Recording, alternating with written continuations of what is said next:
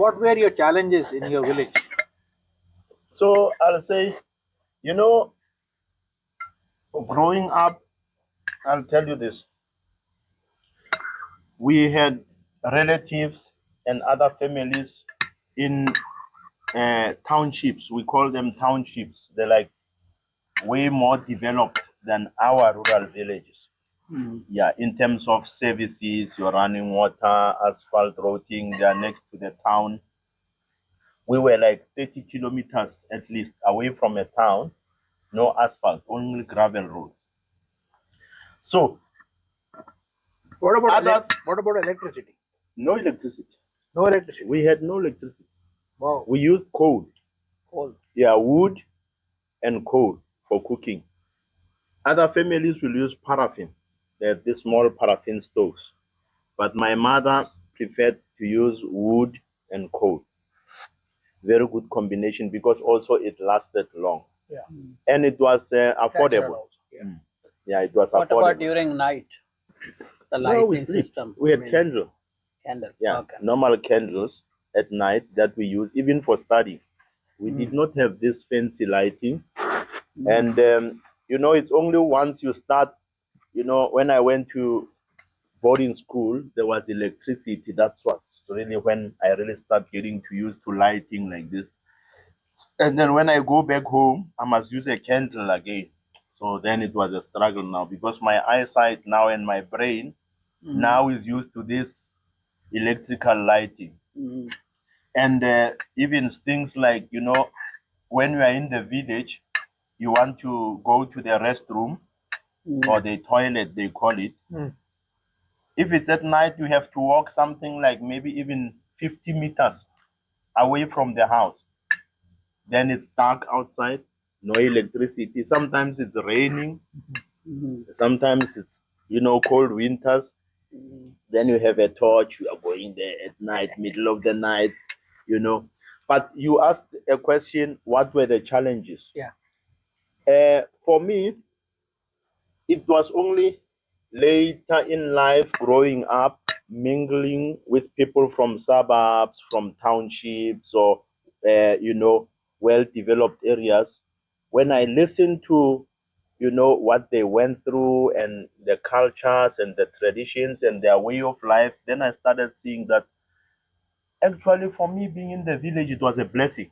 It was not really challenges because at that time you are thinking, I'm struggling, we're doing this. When I went to visit my cousins, it's flushing toilets, it's this, it's that.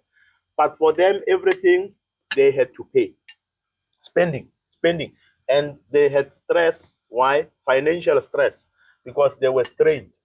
It's levies. You have to pay for water. You have to pay for electricity. You know, for people picking up, you know, the waste bins outside. Whereby for us in the village, everything was free. Right. My parents, they built our house, 4-bedroom house with living room, dining room, open plan kitchen, double garage, and other 2 outside rooms from their pocket. And they were teachers. Right. No loan, no nothing. They built maybe over 5 to 10 years time, but they didn't owe anyone anything. Then we visit an aunt or an uncle in the township. What happens is they have a bank loan, a bond. Yeah. They have to pay over 20 years or 30 years. When you calculate the interest is just way too much. After paying, when paying on a month-to-month basis, the bond, which is the home loan, they must pay now the levies. Then they must get someone to work on their garden. Then they must pay electricity. Then they must pay for water. You go there, a lot of them, you'll find people really struggling. You won't see, obviously, on face value, but only once you are inside the house, even the food and everything. There was one thing when we went to visit relatives, and they will give you, if they give you food, it's like a small plate, you know, small food. And I used to wonder, because me, I love food. I was like my father, we eat. Time is money. We are like front-end loaders.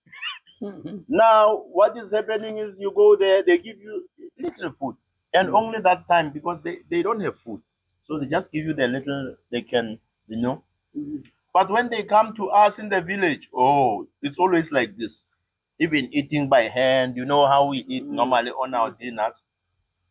Sometimes my father will just say, Kariba, let's arrange to slaughter one cattle, the one cow down, and then we prepare. Even we the whole all our neighbors in our street, they will come and help.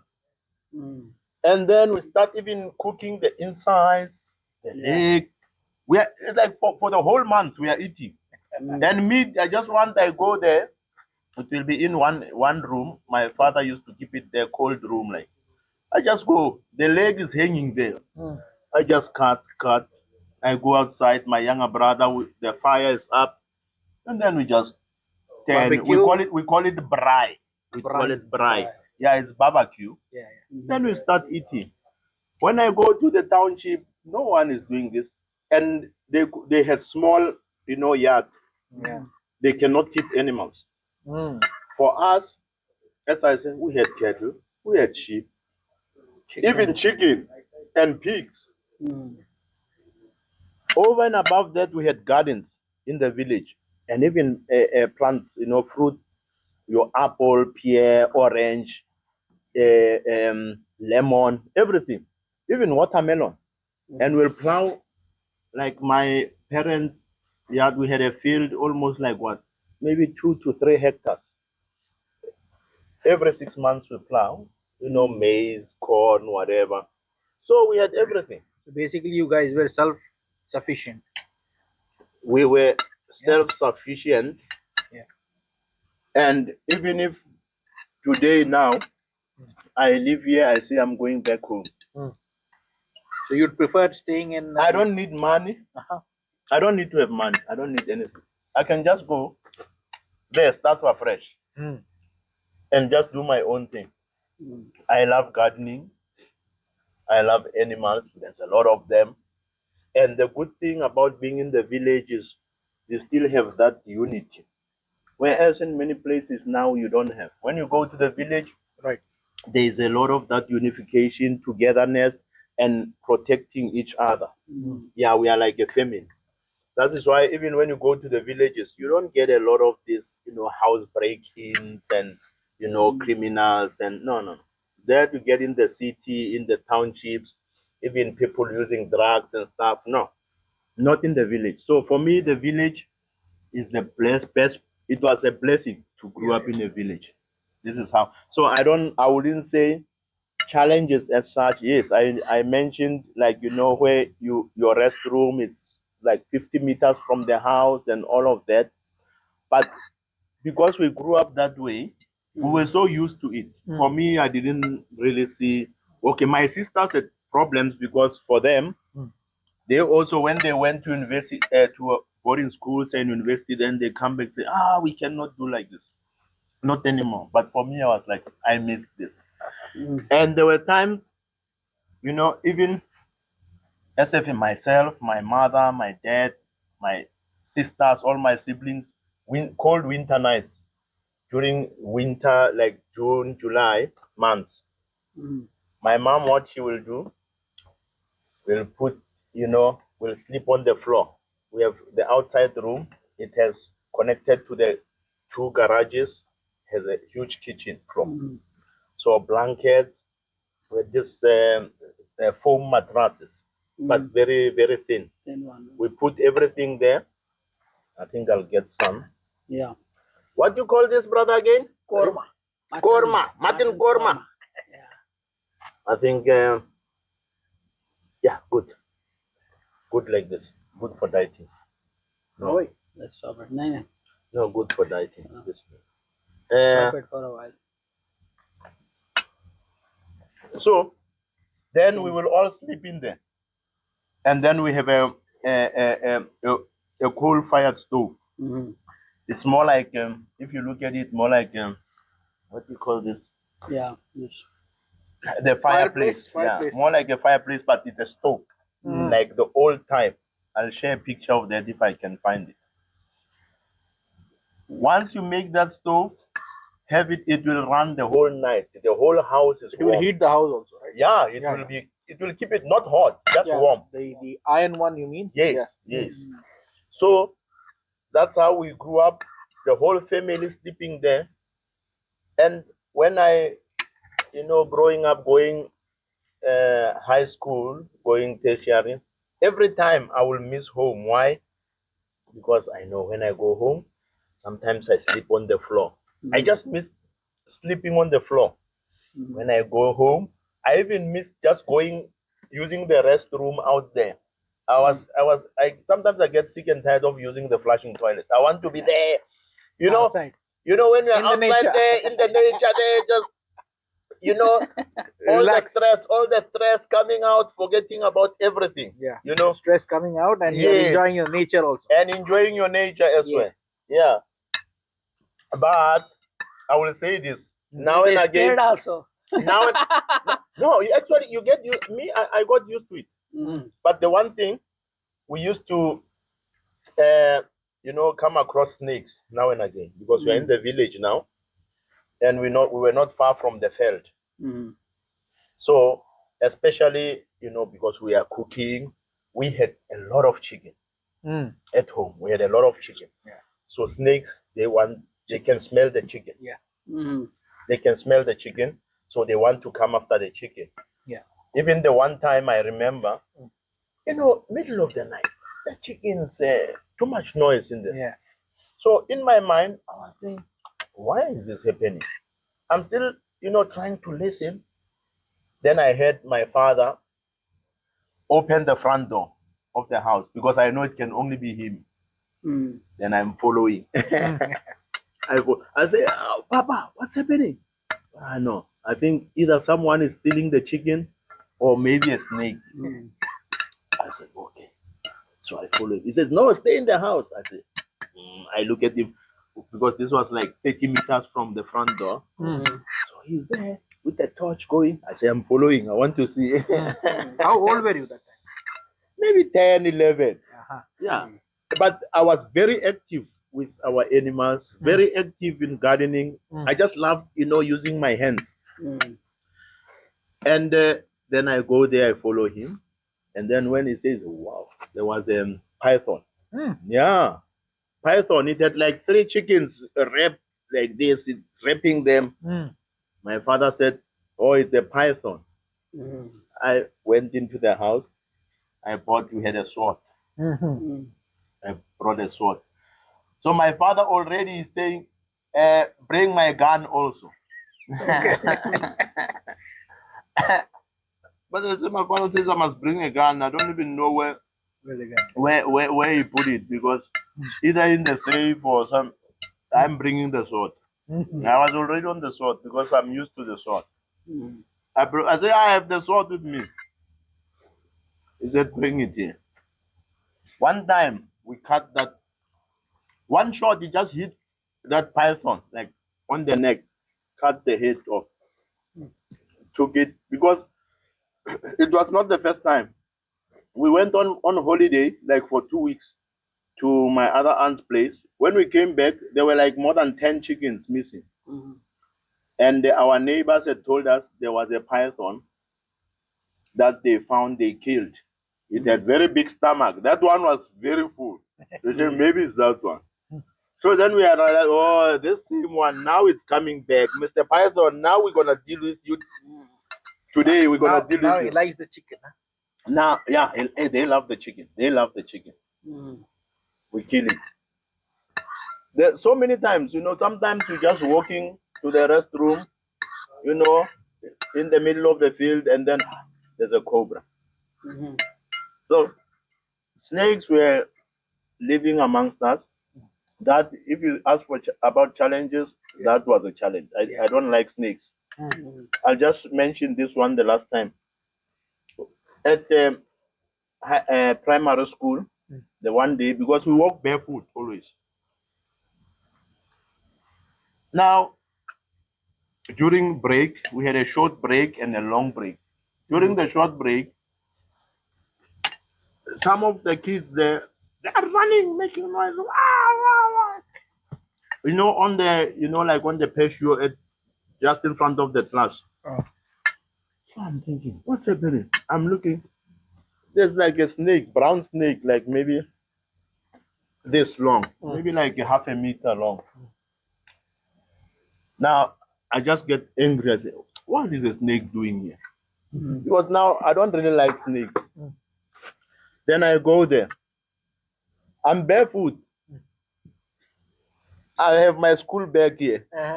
No, but a small one for, short break because I'm going to eat. I just go there. I just step on it like this. What? And I'm busy saying, what are you doing? Yeah, we don't. I'm just, the whole body, I'm just doing this. I was just doing this. Barefoot. Then some of the teachers were coming because they had the kids making noise. They see me doing this. So when they get close, and it's just, the blood and yellow, whatever stain, it's like the poison from the snake on the floor. So they say, what are you doing? I say, I'm killing a snake. I'm killing a snake. It wants to bite the other kid. I'm just doing this. Then my mom came.